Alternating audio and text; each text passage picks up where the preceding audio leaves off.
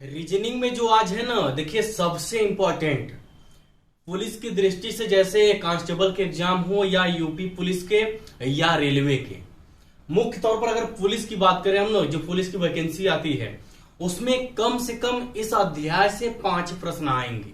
Constable हो, head operator या जो भी है, कम से कम कांस्टेबल में तो 100% मान के चलिए, 100% 4 से लेकर के 7 इसके बीच में प्रश्न आते हैं। तो आप इस अध्याय को पहली बात बहुत ही गंभीरता से पढ़ेंगे। और सबसे महत्वपूर्ण अध्याय है, आसान है, जहां पे आपको जैसे है ना कि कुछ ऐसी चीजें हैं कि वहां पर आप हमेशा कंफ्यूजन में रहते हैं।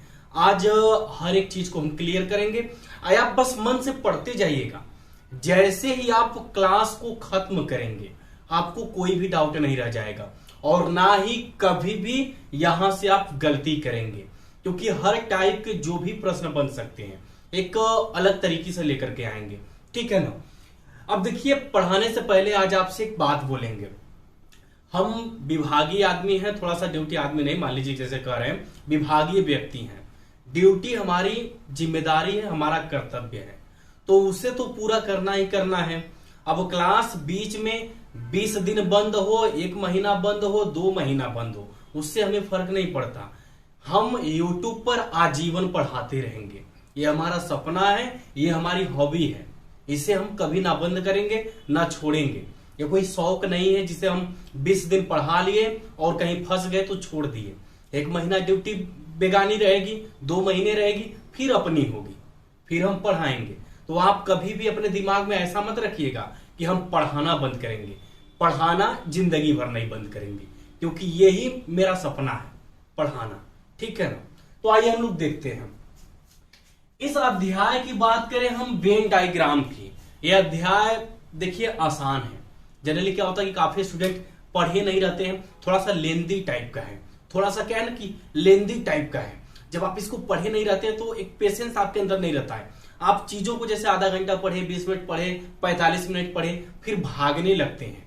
हम आपसे कहेंगे आप रुक रुक के पढ़िए, कम ही पढ़िए, 20 मिनट की वीडियो देखिए, मगर मन से देखिए, फिर उसको रोक दीजिए, उसके बाद देखिए तो भी मन से देखिए, तब जाकर के मजा आएगा पढ़ने में। समझिएगा, वेन डायग्राम को देखिए हम 2 तरीके से डिवाइड किए हैं। यह कितने लेवल में डिवाइड है? 2 लेवल इसके हैं। ये आपका लेवल 1 है, उसके बाद लेवल 2 आएगा। जनरली क्या होता है ना कि एग्जाम में देखिए लेवल 2 से बहुत ज्यादा प्रश्न आते हैं, और लेवल 1 से क्या है, रेलवे में बहुत ज्यादा आते हैं। रेलवे है या एसएससी जीडी हो गया, कुछ ऐसी वैकेंसियां हैं। कांस्टेबल के यदि 5-7 प्रश्न वेन डायग्राम से आते हैं तो 2 प्रश्न लेवल 1 से रहेंगे और 3 से 4 प्रश्न लेवल 2 के रहेंगे। तो मुझे लगता है आप समझ गए होंगे, लेवल 1 लेवल 2 दोनों बहुत ही महत्वपूर्ण है, समझिएगा। अच्छा, यहां पर आप देखेंगे, अगर एक बार ध्यान से देखेंगे तो आपको बहुत से गोले जगह जगह लगे हुए, तमाम गोला हम बनाए हैं। तो आप लोग पढ़े होंगे तो भाई जानते होंगे। तो सबसे बड़ी जिम्मेदारी है, अगर पढ़े हैं तो इस अध्याय की प्रैक्टिस कर लीजिए जम के, और यहां पर कुछ चीजों को समझा जाएगा। ठीक है ना। आइए बात करते हैं। अगर पहले वाले में आप ध्यान से देखेंगे, अगर मान लीजिए आप पहले में ध्यान से देखेंगे, कहेंगे ये पहिलका वाला गोला है और इसके ऊपर दूसरका वाला गोला है और इसके ऊपर तीसरका है। 3 गोले एक दूसरे के अंदर समाहित है। इसका मतलब आप क्या समझे? हम कहें कि भैया बताइए लखनऊ कहां पड़ता है, लखनऊ किसके अंदर है? आप कहेंगे लखनऊ यूपी के अंदर पड़ेगा। जैसे अमेरिका में है या कोई अदर, मतलब कोई सैलानी घूमने आया, लखनऊ जाना है, या तो मान लीजिए उसको जाना है आगरा का लाल किला घूमने जाना है, तो कहेगा भाई आगरा कहां है, तो तुरंत कहेगा लखनऊ में है, उत्तर प्रदेश में है। आगरा हो, लखनऊ हो, बनारस हो, यह सब किस में जाएंगे? आप कहेंगे उत्तर प्रदेश के अंदर पड़ेंगे। मतलब कि जो नंबर 2 है, जो नंबर 2 है उत्तर प्रदेश हो गया, बड़ा वाला गोला। और छोटा वाला गोला कौन सा है? आप कहेंगे लखनऊ है, क्योंकि लखनऊ उत्तर प्रदेश के अंदर रहेगा। और यूपी किसके अंदर आता है? अमेरिका, जापान, भूटान, श्रीलंका, आप कहेंगे भारत के अंदर। तो ऐसी जो चीजें हैं इनको आप क्लियर करिए। जितने अधिक से अधिक उदाहरण पढ़ेंगे, पहली बात एक चीज जान लीजिए, इस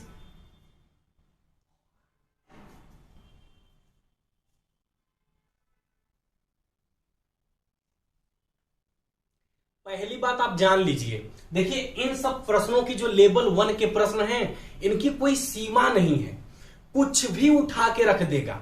आप कितना भी किताब पढ़ेंगे, बहुत ज्यादा खूब लगा लेंगे, मगर प्रश्न नहीं फंसेगा। रीजन क्या है, ये जो है ना आपकी बेसिक नॉलेज पर डिपेंड करता है, आपको जानकारी कितनी है। जैसे हम कह दें, एक तरफ लिख दे आलू और दूसरे तरफ लिख दे बैगन और तीसरे तरफ लिख दे सब्जी, 3 गोला है, ये आपका आलू है, हिंदी में लिख रहे हैं पोटैटो नहीं, ये आलू है, ये बैगन है और ये क्या है, सब्जी है। अगर मान लीजिए 3 ठो गोला है, हम कह दे कि बताइए अब इसको आप कैसे बनाएंगे ग्राफ, तो आप बेसिक नॉलेज से खोजेंगे, कहेंगे भैया आलू अलग होती है, बैगन अलग होता है, और ये दोनों क्या है, आप कहेंगे दोनों सब्जी है। तो दोनों किसके अंदर चले जाएंगे, एक बड़े गोले के अंदर चले जाएंगे, क्योंकि आलू अलग बैगन अलग और दोनों घुस गए सब्जी में। ऐसे ही आप अगर इसको देखेंगे, ध्यान से दूसरे वाले को देखिए। देखिए हमारे साथ यदि आप पढ़ रहे हैं ना, तो हम आपसे बार बार कहेंगे पेशेंस के साथ पढ़िएगा, क्योंकि हम जो है ना ज्यादा बकवास नहीं करते हैं, आपका समय ऑलरेडी बचाते हैं। और स्टूडेंट में जानते हैं क्या कमी रहती है, ये क्या खोल रहे हैं, स्टूडेंट में सबसे बड़ी कमी रहती है ना, 8-8 घंटा घूमते हैं तो वहां पर उनका टाइम नहीं बर्बाद होता है, खूब 8 घंटा 10 घंटा खूब घूमेंगे तब उनका समय नहीं जाता है। और जब पढ़ने आते हैं, अगर 40 मिनट का वीडियो देखना हो, आधे घंटे का, पिटिर पिटिर भगाना शुरू, वही सबसे बड़ा पेशेंस है, जो कि लगातार 3 घंटा एग्जाम में एक अलग ही कैपेसिटी के साथ बांधे रहता है। तो आप 40 मिनट अगर एक फुल कैपेसिटी के साथ पढ़ना शुरू कर देंगे, तब जाकर के 1 घंटे का पेपर आप उसी हिसाब से लगाने में सफल होंगे। समझिएगा, माताएं, पत्नियां, महिलाएं, एक बात बताइए, जितनी माताएं हैं, माताएं का मतलब उनका कोई ना कोई बेटा या बेटी होगा, 100% है कि नहीं। जितनी भी माताएं हैं उनके पुत्र पुत्री होंगे, अब पुत्र पुत्री होंगे इसका मतलब वो किसी न किसी की पत्नी होंगी। तो आप कहेंगे ना कि दुनिया की जितनी माताएं हैं, इस संसार की जितनी माताएं हैं, सब क्या हैं, आप कहेंगे सब पत्नी हैं। सभी पत्नियां माताएं नहीं हो सकती, ये बात आपको ध्यान देना है। सभी पत्नियां माताएं कभी नहीं हो सकती, क्योंकि तमाम ऐसी औरतें होंगी, पत्नी तो हो जाती हैं, बाई चांस बच्चे नहीं हुए तो वो माताएं नहीं बन पाएंगी, है कि नहीं। तो वो मेरे बात आपको सबसे बड़ी चीज ना ये ध्यान देना है कि इसके अंदर कौन जाएगा, बड़ा गोला कौन होगा, छोटा गोला कौन होगा। आप कहेंगे माताएं, जितनी माताएं हैं सब पत्नियां हैं, यानी कि माता छोटा में और पत्नियां बड़े में। अच्छा एक बात बताइए, माताएं जो है पत्नियां हैं, समझिएगा, ध्यान दीजिएगा, ये आपकी जो है माताएं हैं, क्या है, आप कहेंगे माताएं हैं। और सभी माताएं क्या हैं, आप कहेंगे सभी माताएं पत्नियां हैं। लेवल 1 में अगर आप पेशेंस रख के पढ़ ले गए, लेवल 1 जो है ना समझने वाली चीज है, उसके बाद जो लेवल 2 है ना, मतलब आप पढ़िएगा, आप कहेंगे कि नहीं वाकई में एक अलग तरीके से था, बहुत मजा आपको आएगा, क्योंकि हम ज्यादा घुमाएंगे फिर आएंगे नहीं, सीधे आप जहां पर गलतियां करते रहे वही बताएंगे। और उसके लिए आपको लेवल 1 में पेशेंस रखना पड़ेगा। जब आप इसको पेशेंस के साथ समझ लेंगे, पढ़ लेंगे ना, और चीजें ताजा भी तो हो रही हैं, आपको बिना याद किए, बिना सिर्फ एक वीडियो देखना है, बस आप चीजों को समझिए, उसके बाद अपने आप क्लियर होगा। आप कहेंगे भाई जितनी माताएं थी सब पत्नियां हो गई, और जितनी पत्नियां हैं सब क्या होती हैं, महिलाएं होती हैं। अब आदमी तो पत्नी नहीं हो सकता, ना ही आदमी माता बन सकता है, ये तो आप जानते ही हैं। जितनी माताएं सब पत्नी हैं, और सभी पत्नियां क्या हैं, आप कहेंगे औरत हैं, यानी कि महिलाएं हैं। अच्छा एक बात बताइए, क्लियर है कि नहीं है। 2-2 3-3 बस हम उठाए, ज्यादा नहीं उठाए। रीजन क्या है, आप बस समझ गए ना, उसके बाद कितनों रहे आप नॉर्मल तरीके से लगा लेंगे। मगर एक बात हमेशा ध्यान देना है, कौन अंदर जाएगा कौन बाहर, छोटे बड़े का अंतर आपको स्पष्ट पता होना चाहिए। अब समझिएगा, नीचे देखिए, कहेंगे कि ये थोड़ा सा आधा आधा व्यक्ति मिल रहा है, यह भी आधा मिल रहा है, तो और ये दोनों क्यों नहीं मिल रहे हैं। जैसे ये पुल है, पहलका वाला क्या बना है, आप कहेंगे पुल बना है। अब बीच में क्या है, आप कहेंगे बीच वाला ईंट है, इधर क्या है, घर है। एक बात बताइए, रोडे पर नदी नहर पर जो है पुल बना रहता है, नदी नहर पर जो पुल बना रहता है वो घर तो हो नहीं सकता। तब पुल अलग चला गया, घर अलग चला गया, एकदम एक दूसरे के विपरीत हो गए, है कि नहीं। अगर बीच से सब मिटा देंगे तो पुल उधर दिखाई देगा और घर इधर दिखाई देगा। मगर आप ये ईंट देख रहे हैं ना, जो पुल बनता है उसमें थोड़ा सा ईंट होगा, थोड़ा सीमेंट होगा, थोड़ा गिट्टी, थोड़ा सा बालू रहेगा, फिर उसके बाद क्या है उसके बाद तमाम चीजें रहेंगी। तो कहने का मतलब ये है ना कि जो पुल बनता है उसमें पूरा ईंट नहीं रहता, ईंट जो है पूरा नहीं रहता। आप कहीं कितना रहता है, आधा रहता है। भैया भैया गोला अगर छोटा लग रहा तो आप ऐसे बना लीजिए, बड़ा बना लीजिए। अगर आप चाहते कि भाई नहीं यार ईंटवे पूरा दिखाई दे वाला, तो आप बड़ा सा बना दीजिए, मगर कुछ ना कुछ अंश बीच में छूटेगा। तो मुझे लगता है आप समझ रहे हैं कि जो पुल बना है आधा ईंट से बना है और जो घर बना है वह भी आधा ईंट से बना है।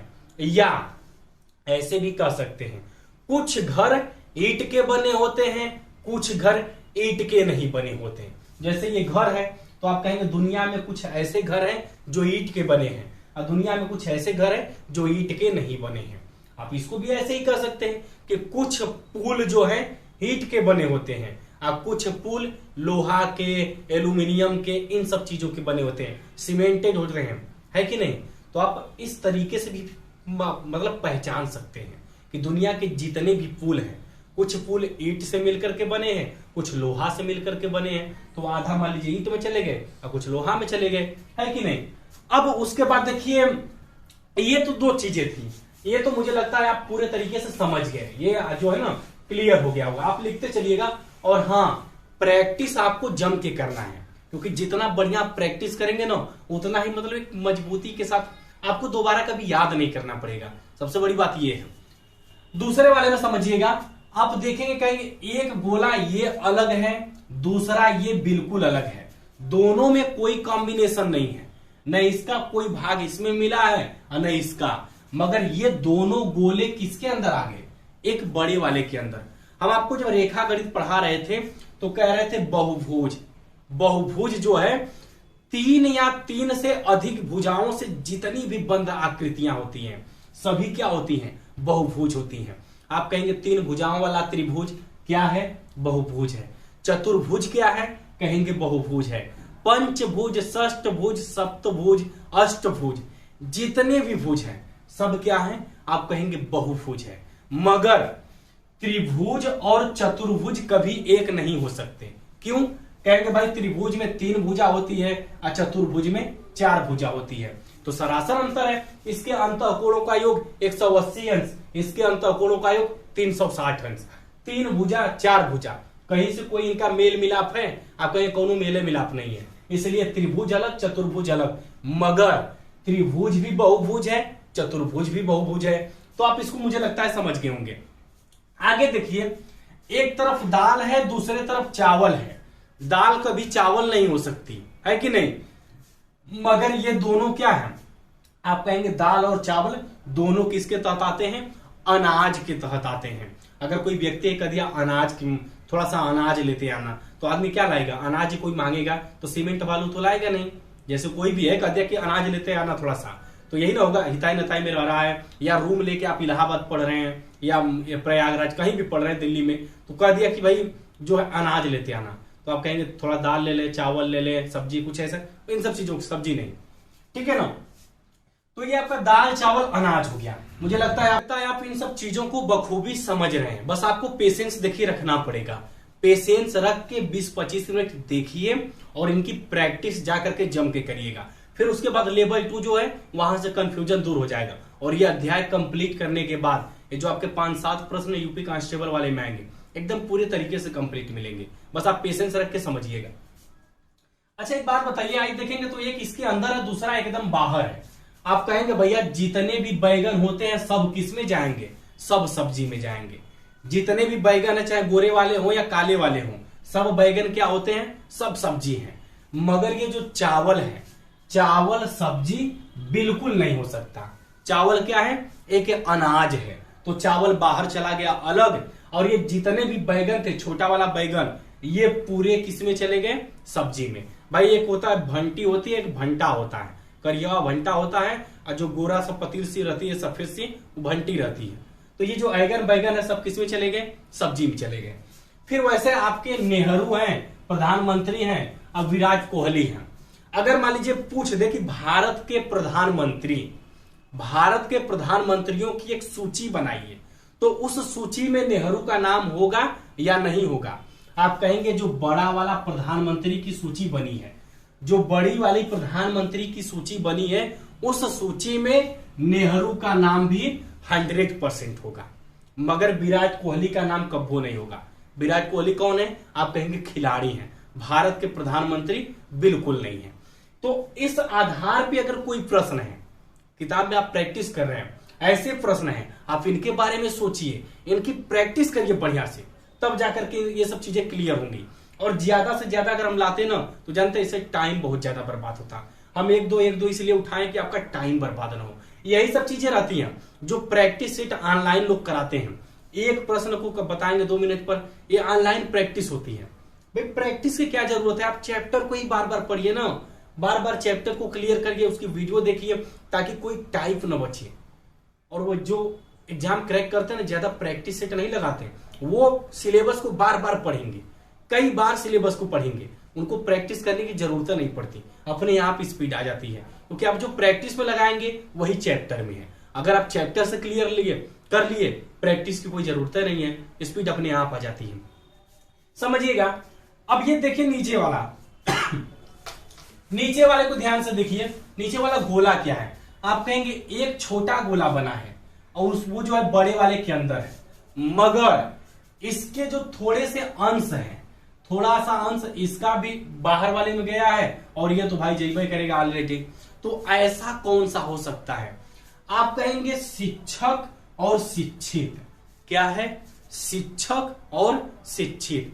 ये जो है ना शिक्षक है, क्या है? शिक्षक है। और ये बड़ा वाला जो है आप कहेंगे शिक्षित है कि नहीं? हमको पढ़ाने वाले जितने भी टीचर हैं, अध्यापक हैं, शिक्षक हैं, वो शिक्षित हैं तभी पढ़ा रहे हैं। अगर उनको नेहरू, जवाहरलाल नेहरू हो, चाहे भीमराव अंबेडकर हो, चाहे नरेंद्र मोदी हो, चाहे आपका मुगल साम्राज्य हो, या कुछ भी हो, जब वो जान रहे हैं, लिख करके ब्लैक बोर्ड पर, व्हाइट बोर्ड पर आपको पढ़ा सकते हैं, इतनी जानकारी रहेगी, मतलब वो शिक्षित हैं, तभी तो आपको पढ़ाएंगे। बिना भाई जब काम खराब जर्मन नहीं करेंगे तो पढ़ाएंगे क्या? तो आप कहेंगे शिक्षक किस में चला गया? शिक्षित में। मगर नौकरी करने वाले व्यक्ति जो नौकरी करते हैं, उसमें कुछ अध्यापक नौकरी करते हैं और कुछ शिक्षित व्यक्ति भी नौकरी करते हैं। डॉक्टर है, शिक्षित है, तो कुछ डॉक्टर नौकरी करेंगे, कुछ इंजीनियर करेंगे, कुछ अध्यापक करेंगे, कुछ सिविलियन करेंगे, कुछ डिफेंस वाले करेंगे। यानी कि जो शिक्षित व्यक्ति हैं, कोई जरूरी नहीं है कि सभी शिक्षित व्यक्ति नौकरी करें। ये क्या है? ये नौकरी करने वाले व्यक्ति हैं। तो आप स्पष्ट समझ सकते हैं कि कोई जरूरी नहीं है कि अगर 100 लोग पढ़ लिख करके शिक्षित बने हैं तो सब नौकरी करेंगे। कुछ ऐसे भी रह जाएंगे जो नौकरी बिल्कुल नहीं पाएंगे, है कि नहीं? तो वही चीज है आपका, जो शिक्षक हैं वो तो शिक्षित में चले गए 100%, मगर नौकरी करने वाले आधे हैं।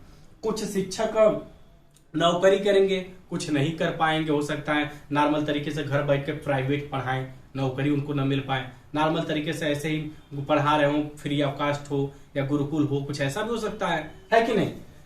अब देखिए लास्ट वाला जो ये बचा है, इसमें ये तो मान लीजिए हम जो 5-7 तरीके थे लेकर के आए हैं, इसके और कई तरीके हैं। बस आप इन सब चीजों को अगर समझ गए होंगे तो बाकी जो भी तरीके हैं ना, आप नॉर्मल तरीके से उनको कर सकते हैं। लेवल 1 की प्रैक्टिस आपको जम करके करनी है। आपके जो भी किताबें हैं पूरे तरीके से उसको एकदम सुहाग मतलब चाट के एकदम खत्म कर दीजिए लेवल 1 का। और ये अपने से प्रैक्टिस करने वाली चीज है। अध्यापक बार बार कितनों पढ़ाए, जब तक आप प्रैक्टिस नहीं करेंगे ना तब तक मजा नहीं आएगा। दूसरा में देखिए, ये गाय है, जानवर है और मांसाहारी है। अब आप बताइए इसमें कौन कहां कैसे होगा? आप खुद के दिमाग से मतलब सोचिए कि गाय है, जानवर है, मांसाहारी है, तो कैसे बैठाएंगे? आप कहेंगे भैया जो गाय है, क्या है? जो गाय है वह तो चली जाएगी जानवर में। किसमें? जानवर में। ये बड़ा वाला जानवर हो गया और ये छोटी वाली क्या हो गई? गाय हो गई। मगर गाय तो मांसाहारी होगी नहीं, ये बाहर बाहर चला गया है। गाय तो मांसाहारी कभी नहीं होगी। मगर क्या सभी मांसाहारी व्यक्ति जानवर होते हैं? आप खुद के दिमाग से बताइए, क्या जितने भी मांसाहारी हैं सब जानवर होंगे? आप कहेंगे बिल्कुल नहीं होंगे। कुछ मांसाहारी मनुष्य हैं, मनुष्य जानवर तो है नहीं, है कि नहीं? तो कुछ मांसाहारी जानवर हैं, कुछ मांसाहारी इंसान हैं, मगर गाय कभी भी मांसाहारी नहीं हो सकती। लेवल 1 देखिए पूरे तरीके से खत्म हो गया। आप इसको एकदम बढ़िया से कंप्लीट करिए, प्रैक्टिस करिए जम करके। इसके बाद हम लेवल 2 लेकर के आते हैं। अब से आपको दिमाग एकदम स्थायी करके बढ़िया से पढ़ना है, ठीक है ना? लेवल 2 पर ध्यान दीजिएगा, आप इसको पहले लिख लीजिएगा।